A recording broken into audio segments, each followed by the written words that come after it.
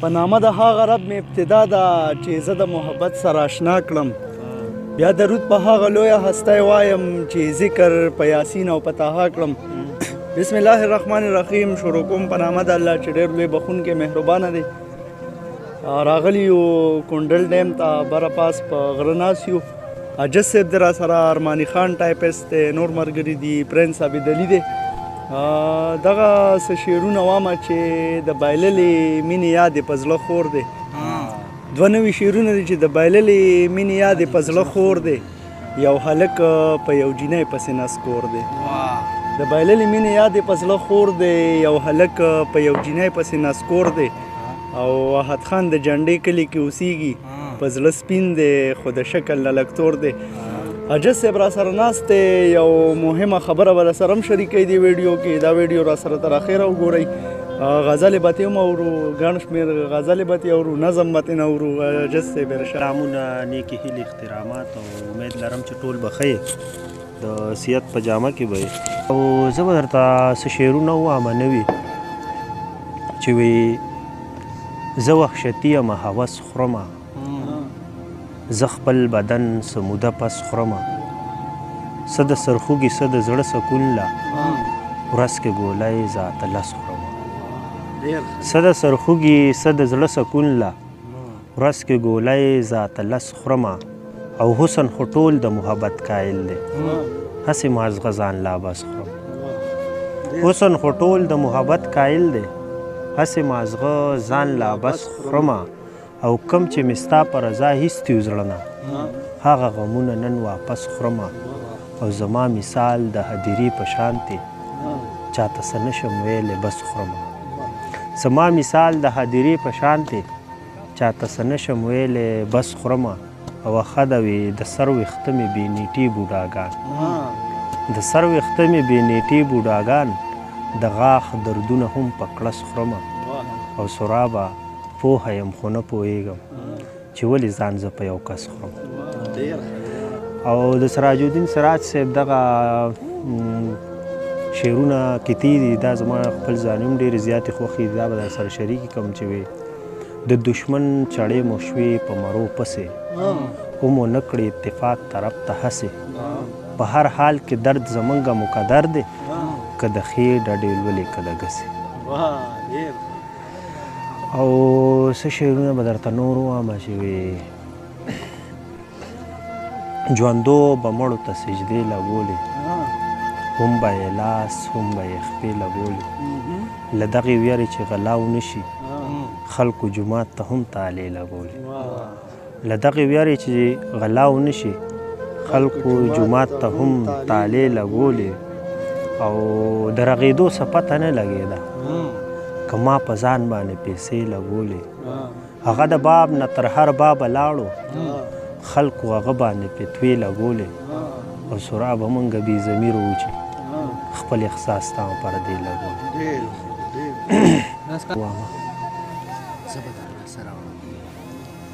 دی بیا د ارماني بیا وایي مړه ته به دا ووایم چې وایي زه به درله سره وړم، صرف پرانجه راوړم، بل څه راسکه نشته،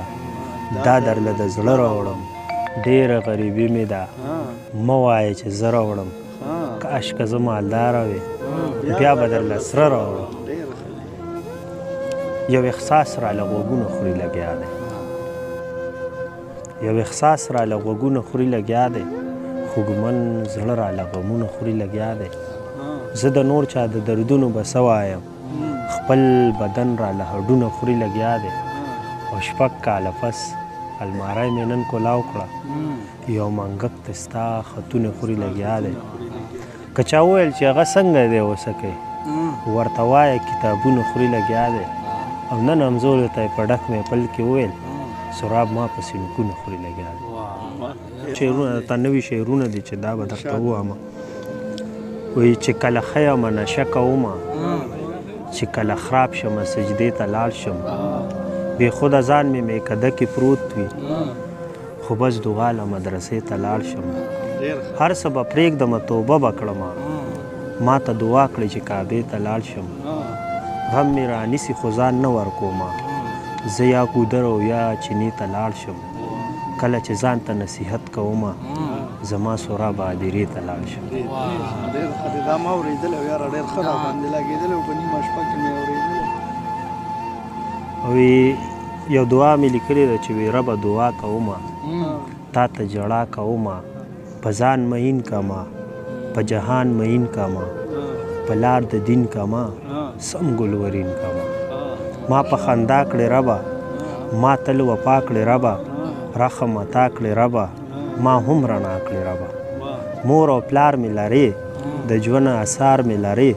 ښایست سینګار مې لرې یا تل هوښیار مې لرې ما د بلا نه ساتې ما د ګناه نه ساتې دنیا زما کې خو ما د دنیا نه ساتې ځان ته مې وجړوې یا نور مې مه دردوې دعا مې مه رد کوې غم ته مې مه ورکوې زه هم انسان یم ربه بل مسلمان یم ربه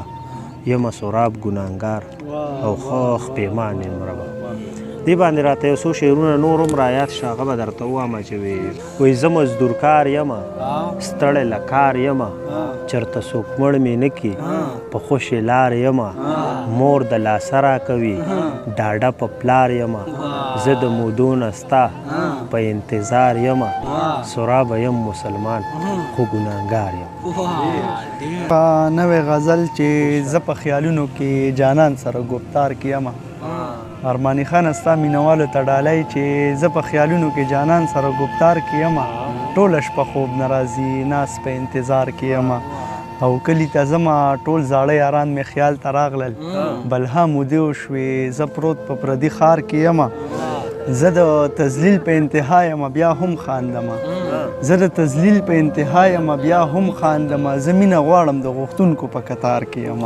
بیا ووایه یار دا ډېر ښه شعر دی. زه د تذلیل په انتها یم ډېره مننه زه د تذلیل په انتها یم بیا هم خاندمه زه مینه غواړم د غوښتونکو په کتار کې یم او زما تپوس هغه کوي چې ضرورت مې لري زما تپوس هغه کوي چې ضرورت مې لري زه د رښتې او اشتهار یم په اخبار کې یم زما تپوس هغه کوي چې ضرورت مې لري زه د رښتې او اشتهار یم په اخبار کې یم زړه که زمانه څه خواهش کړی ما دغه ویلي زړه که زمانه څه خواهش کړی ما دغه ویلي څنګه ستا ومنم د بل سړي اختیار کې یم زړه که زمانه څه خواهش کړی ما دغه ویلي څنګه ستا ومنم د بل سړي اختیار کې یم ما ماشومتوب د ګوتې ونیوه پیسې مې راوړې ما ماشومتوب د ګوتې ونیوه پیسې مې راوړې حیران ولاړ نن د جنډې کلي بازار کې یم بل غزل دی چې څوک چې د یو بل خندا ته نه ګوري تیارو کې دي بیخي رڼا ته نه ګوري حجت صاحب د دې غزل استاد دی څوک چې د یو بل خندا ته نه ګوري تیارو کې دي بیخي رڼا ته نه ګوري ځان ته آینه کې څه حیرانه ده ځان ترېنه روک شوی ما ته نه ګوري ځان ته آینه کې څه حیرانه ده ځان ترېنه روک شوی ما ته نه ګوري رونه دې کامیاب شي رونه دي نور خو ګورې هېڅوک چاته نه ګوري رونه دې کامیاب شي رونه دي نور خو ګورې هېڅوک چاته نه ګوري ستا سره یې مینه بېغرضه ده ځکه دې مین ښکلا ته نه ګوري او درومي پښتانه نن د خیبر په لور مخکې دي روان او شاته نه ګوري موږ چې ملاتړ ګڼو ډاډه یو پې دغه خلک ولې راته نه ګوري او داسې ویل خپلو همزولو ته احد اوس بې پروا دی ماته نه ګوري او دغه غزل خو مې درته ویلی دی شیخه او حسن دی نوې غزل دی چې حسن دی په تا تمام دا وایم زه مدام پلار او مور مې دوه ستوري دواړو ته کوم سلام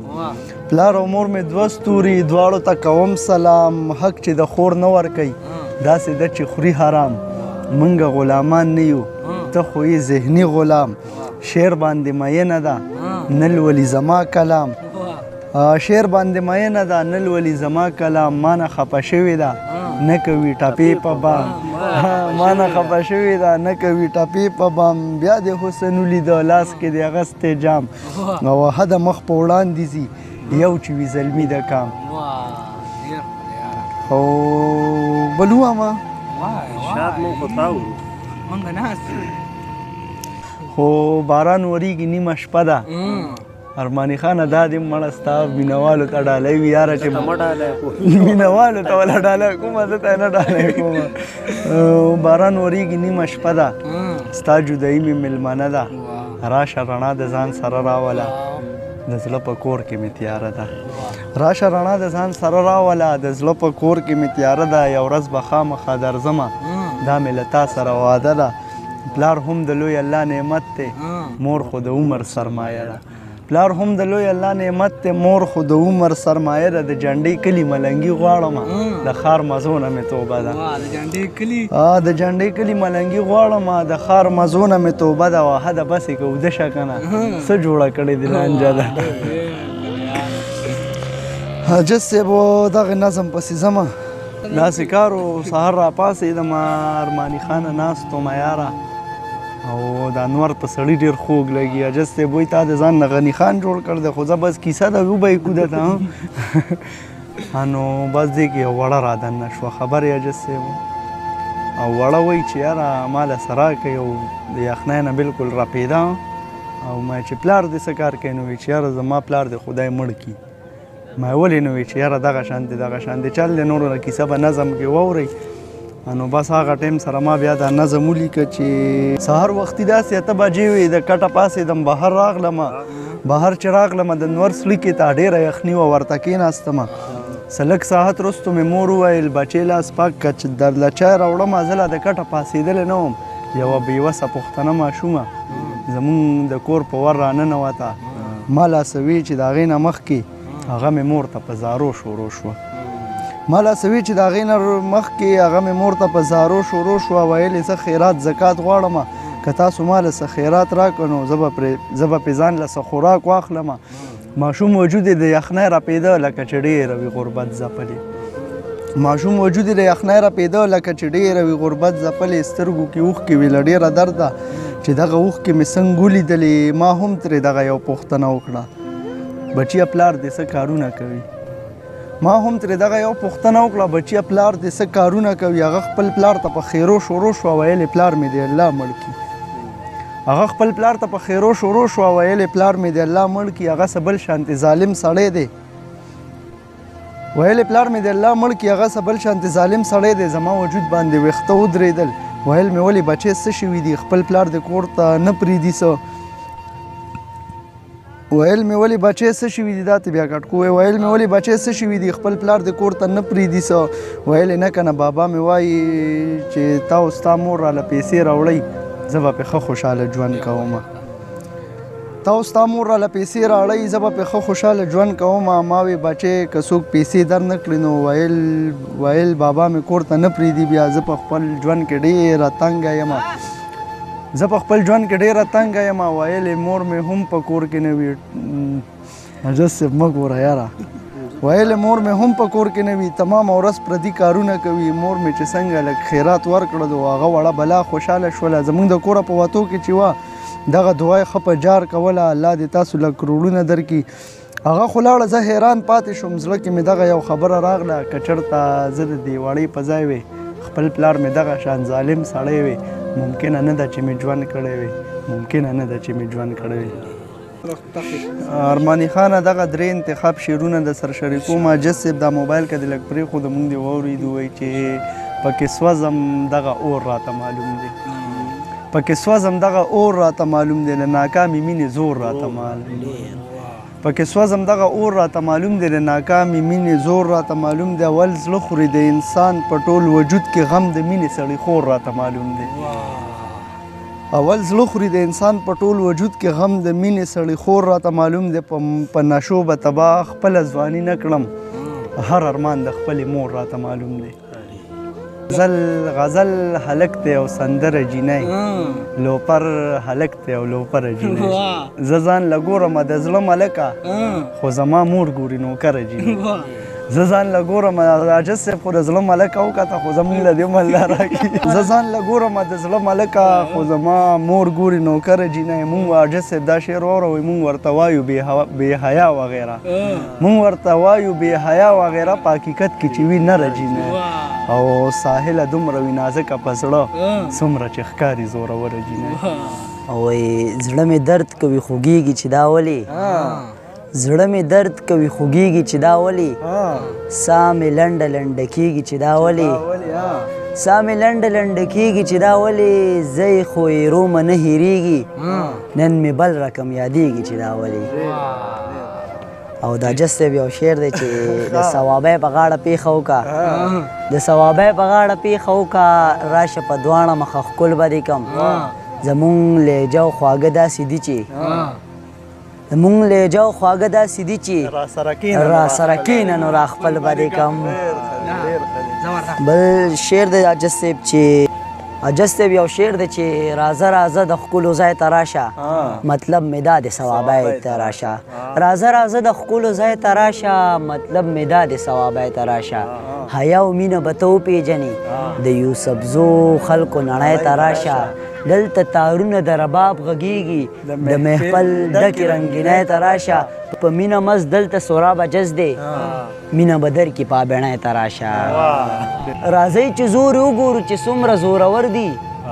رامخکې شئ د چا چا په سرونو کې چښکر دي او د پیښې نه د چا خبره تیښته چرته کیږي زه غر یم که دا ځینې ځینې خلک زناور دي وی چاپلوسي موږ له راځي نه صیبه او بدماشي موږ د چا منو نه موږ غریبان یو خو غلامان نه یو زه خانه خاني موږ د چا منو د کار سړی دی هم بیکاره نشي هیڅوک تیاره هم بې پلاره نشي ستا ناروغتیا کې څومره سختې تیری دعا کوئ چې مور بیماره نشي او سورابه دواړه خزانې لرمه زما د زړه دنیا به روانه نشي او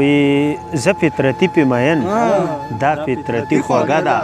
مین به نشم په چا ماته ځواني خوږه ده او هر څوک خواږه دي راته خو مور بیخي خوږه ده ژوند کیسه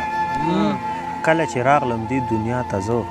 په چغو چغو په ژړاو مزه بیا مې په غوږونو کې اذان وشو په ما هم زیری د ایمان وشو مور او پلار زما پالنه کوله ما سره ډېره زیاته مینه کوله